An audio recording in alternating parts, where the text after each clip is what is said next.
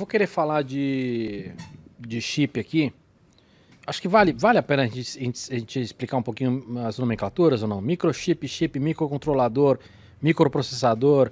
Acho que pelo menos separar o que é processador de microcontrolador, né? Microcontrolador e microprocessador é um termo que realmente dá muita confusão, né, para quem está começando nessa área, mas é bem tranquilo de entender. Quando a gente fala microprocessador, aquele que você tem no seu PC, no seu notebook ou mesmo no seu celular, uma grande diferença que esse cara tem é a capacidade de rodar um sistema operacional. E quando eu falo sistema operacional, o mais conhecido de todos, o Windows, ou do seu celular o Android, ou um Linux, ou um macOS, são sistemas que muitas vezes eles têm multitarefas a serem realizadas. Ele tem essa capacidade. E o desenho do hardware do processador permite que essas multitarefas sejam executadas de modo que você não veja que são tarefas escalonadas ao longo do tempo. Tá? Então o gerenciamento de memória, velocidade, tudo acontece dessa maneira. Quando eu vou para microcontrolador, eu já não consigo fazer um sistema operacional complexo de multitarefas como acontece num microprocessador.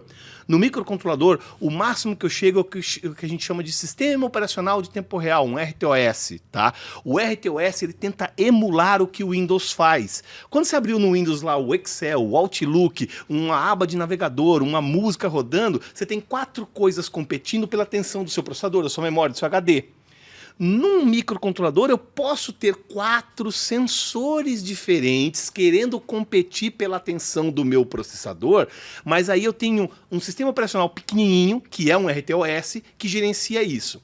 Geralmente, o microprocessador não consegue funcionar sozinho sem ter algumas coisas externas, como uma memória e tal, e o microcontrolador pode ter isso tudo embutido. Então essa é a grande diferença que tem os dois. Vamos lá, exemplos práticos. Eu não vou rodar o Photoshop na minha geladeira, então eu posso ter só um microcontrolador para ler aquele sensor, aumentar o motor, para deixar naquela temperatura. Se abriu a porta, liga o LEDzinho e por aí vai. Mas aí a gente tem um ponto que tá pegando agora com a evolução da geladeira. Você não vai querer rodar o Photoshop na sua geladeira.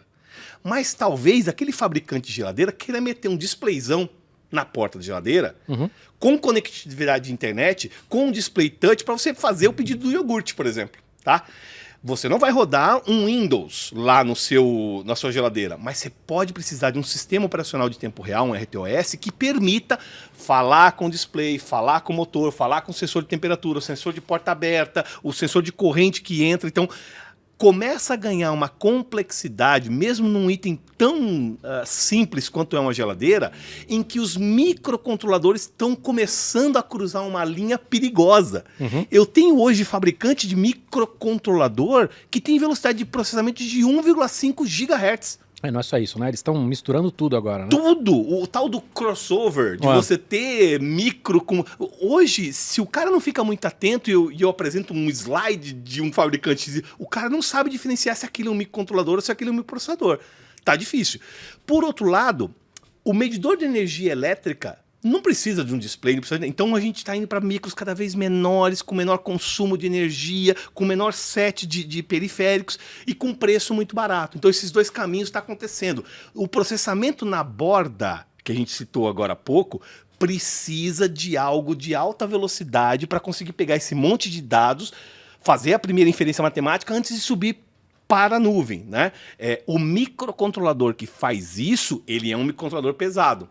Não vejo o pessoal colocando na borda um microprocessador, porque um processador ele vai consumir muita energia que a borda não comporta. Sim. Você precisa ter energia elétrica demais ali na borda para poder fazer isso. Tá? Então o microcontrolador resolve isso. Agora, lá no processamento é processador, na nuvem, né? É processador mesmo, não tem como fugir disso. Legal. Vale a pena falar de FPGA ou não? O FPGA é uma grande decepção para mim em termos de nerdice, de ver os campos utilizando, porque é um troço assim fantástico que abre um leque de opções, mas você não vê um mercado tão grande aqui no Brasil. A FPGA... Não é falta de cultura? É falta de cultura e ele não é um elemento barato.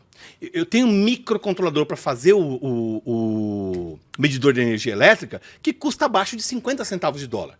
Eu tenho aquele microcontrolador para geladeira que custa 3 dólares, 5 dólares. Eu tenho processador de 10 dólares.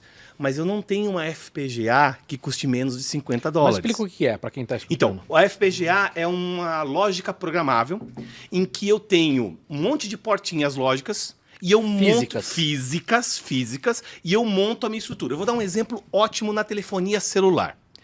Hoje, se você for numa estação celular, desmontar ela, né, e olhar o chicletão que está soldado ali na placa, você vai achar uma FPGA. E aí, qualquer fabricante vai poder instalar aqui no Brasil o 4G. Legal. Quando vier o 5G, se o 5G fosse na mesma frequência do 4G, se não houvesse a necessidade de mudar o sistema irradiante, digamos que o sistema irradiante fosse o mesmo, eu não precisava trocar a placa.